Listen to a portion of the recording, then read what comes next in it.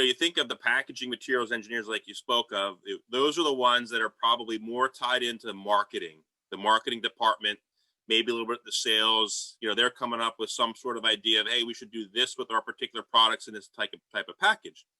So you have your packaging materials groups that focus more on that side of the business. Mm-hmm. So choosing the right materials, choosing whether it needs to have barrier properties to protect the product. They're doing shelf life studies or structure studies or strength studies of the materials to ensure it's protecting properly the product that's being manufactured. Mm-hmm. That's the role of the material development, packaging materials engineer. And we'll get into this a little bit later, but there's degree programs you can do for that particular field.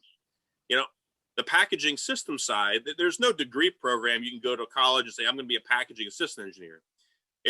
We find whoever in the industry that, is a mechanical background, translate that maybe to what, we do in the manufacturing side on the packaging equipment.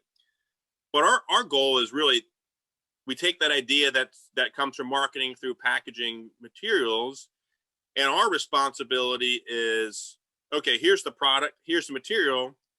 Let's make something or put something together that's going to actually deliver what this needs to look like at the end of the production line. So we're dealing a whole lot more with our manufacturing plants, locations that are going to be making the products and putting the final package together. And then all those bits and pieces of the packaging unit operations that are going to make that product. Whether it's with a flexible film or a corrugated box, there's all these unit operations. So as the packaging systems engineer, we know the product, we know the materials, and then we piece together that entire production line to accommodate all of those deliverables. And at the same time, it's got to work. Yeah. The operations teams that are going to run it have to be happy. It has to be cost effective. It has to work at the end of the day and be successful and drive high efficiencies. Because all these products are put together with certain expectations of it's going to cost this, it's going to cost that, and we need to run X, millions of them over a certain period of time. That's our role. We put that entire system together, pick and choose the equipment. So the equipment side, I would say, has more of the technical aptitude, more the engineering background, the engineering degree to understand how all these systems kind of work and get put together. Exactly. That's the big difference that I see and that I focused on and throughout my career. Exactly. So, and that is why the relationship is so people can say, I'm packaging engineer. Yes, but I'm packaging engineering in the material side, I'm packaging engineering in the system side. Not everybody specify that right away, right? You know it after you start to have conversation, but that is why we need to define that relationship between both. So for example, I will give you an example.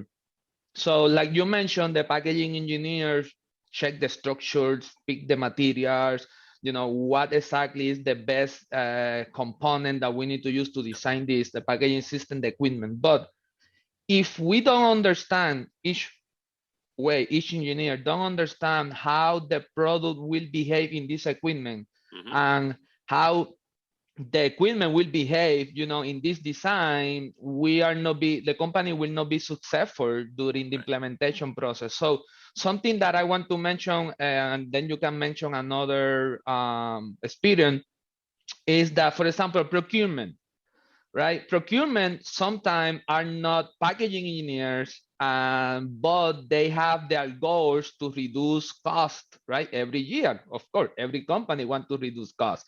And the best way to do it is to reduce the cost of the raw material to make the package, for example, right? So they go out there and start to bid the process with a multiple supplier, but they don't realize that sometimes that change of material could have a huge impact in the packaging line that was designed for this specific type of material. So how do you see that, or another story that you can share with the people about why it's important, that relationship between material engineers and system engineers? Yeah, I mean, it's important because each of those groups have to understand a little bit about what each other's group is doing. You know, just because you have a system let's say you have a packaging system that works today, running these materials, it works fine.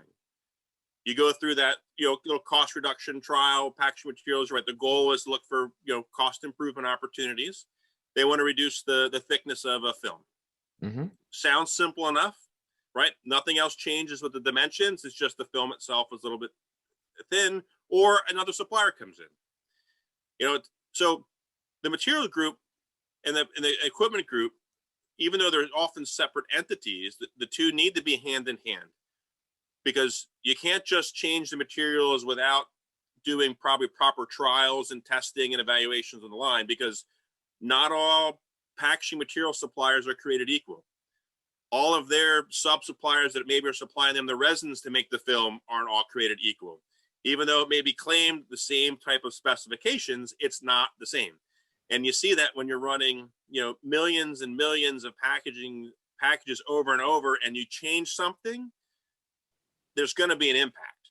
So if those two groups are more functionally working together, understand a little bit, okay, material change requires some equipment change, and the same thing on our equipment side. If we think we're going to run a new project or put in a new piece of machinery, hey, let's work with the materials team to ensure that material was going to work on this new machine. It's extremely important. You can't operate in silos. You have to work together. The more the two groups work together, the more success you're going to have, because if you don't, then you have this whole finger pointing. You know, operations is going to say, my machine's not working. Okay. Equipment engineers are going to come in and say, oh, it's the packaging materials is not working. So, all right, they call the packaging materials guy. He comes in and says, no, there's nothing wrong with the material. The machine just can't run it. So you get in the endless cycle of whose responsibility is it? So the two groups have to work together. It's paramount that they work together.